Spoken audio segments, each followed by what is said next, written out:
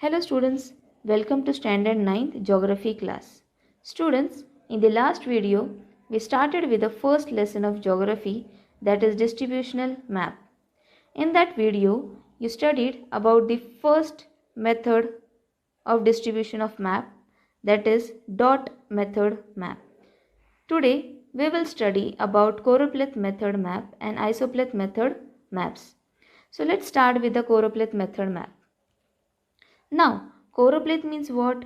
Choropleth is derived from Greek word. Choro means area or surface and pleth means measurement. It means you present a area on a map with the help of measurement and you show the map with the help of different shades and tints. Now, choropleth maps are popular thematic maps used to represent statistical data through various shadings, patterns, or symbols on a predetermined geographic areas, that is, countries. They are good at utilizing data to easily represent variability of the desired measurement across a region. Choropleth maps show interval data as colors. They are shaded in using one color, where the darker shades represent high numbers and lighter shades represent low numbers. Now, if you see both the maps, both the maps are choropleth maps and they are Amravati district map, which is showing the density of population of Amravati district. Now here they have shown with the different shades of one color. So in figure 1.2a you can see pink shades where the darker shades represent high numbers and the lighter shades represent low numbers.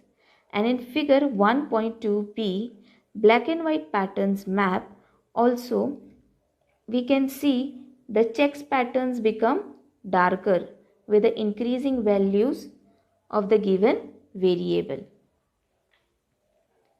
If you see the map carefully, both the maps are showing density of population of Amravati district. Now what is density of population? So the number of people per unit of area usually quoted per square kilometer is density of population. Now with the help of the index which is given in left hand side of the map, we can see the changes in density according to the area. If the area is developed, we can see the density is more.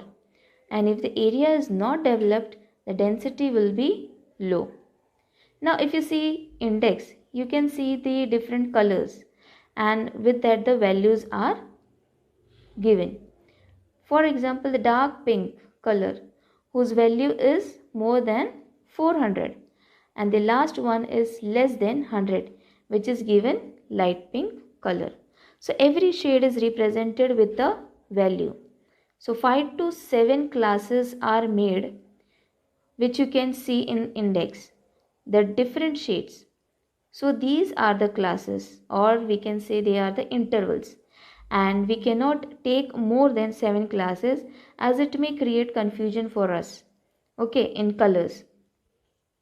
Now students, if you observe the map carefully, okay, the talukas having population density between 301 and 400 persons per square kilometer are Dharni, Anjangaon, Surji. Okay, and the density of the Amravati taluka is more than 400 persons per square kilometers. Now let's see which talukas are having population density less than 300 persons per square kilometer. So we can see here the Bhatkuli, Tivsa, Nandagaon, Khandeshwar, Damangaon Railway, Chikaldara, Morshi, Varud, Chandur Bazar, etc. Other talukas which are having more than 300 persons per square kilometers. Now this was all about choropleth map. Okay, now let's see some advantages of choropleth map. So choropleth maps are simple to prepare. Okay, and just color the map and it will give the easy perception And next one, we can say the color makes it easy for everybody to see the differences between areas, and many types of data placed in one picture in a comprehensible way. Okay, now let's move towards disadvantages of choropleth map. Although choropleths give a good visual impression of a change over a space, there are certain disadvantages to using them. They give a false impression of abrupt change at the boundaries of the shaded units. And the last one, we can say choropleths maps are often not suitable for showing total values. Okay, now let's switch towards isopleth map. Okay, isopleth map, they are also called as isoline maps. Okay, now isopleth is again a Greek word in which iso means equal lines and pleth means measurement. So these maps are usually to show quantities that vary smoothly over the Earth's surface. These maps can take two forms. First one, lines of equal value. As we have seen, iso means equal.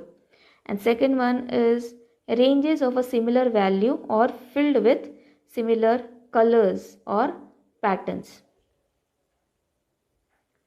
So now this map is a isopleth map. This is again an Amravati district isopleth map which is showing the average annual rainfall. Now here if you see the map properly, we can see the lines with the values which are showing average annual rainfall of Amravati district. Now for these maps, we need to obtain the accurate data regarding altitude, temperature, rainfall, etc. If the lines are closer to each other, then the change in the variable is steep. Okay, and if the lines are away from each other, then it is gentle. We get an idea of the natural trend of the distribution of variable with the help of this map. Now let's read this isopleth map. Now in which part of the district is rainfall more? So here we can see that the rainfall is more in the northern part as it is showing 1300 mm rainfall, and in index 1300 mm is the highest rainfall. And we can see that the rainfall is decreasing in southern direction as the lowest value of rainfall is 800 mm. Okay, now let's see some advantages of isopleth map. So isopleth maps are good for showing gradual change over space. They avoid the sudden changes which boundary lines produce on choropleth maps. Temperature, for example, is something that should be mapped using isopleth maps, since temperature exists at every point, that is, it is continuous, yet does not change abruptly at any point, like as we see the population density may do as you cross into another census zone. Okay, now let's see some disadvantages also. Now first one is they are not suited for showing discontinuous or a patchy distribution. Okay, and next one is a large amount of data is required for accurate drawing. So students, I hope you all understood all the three methods of distributional data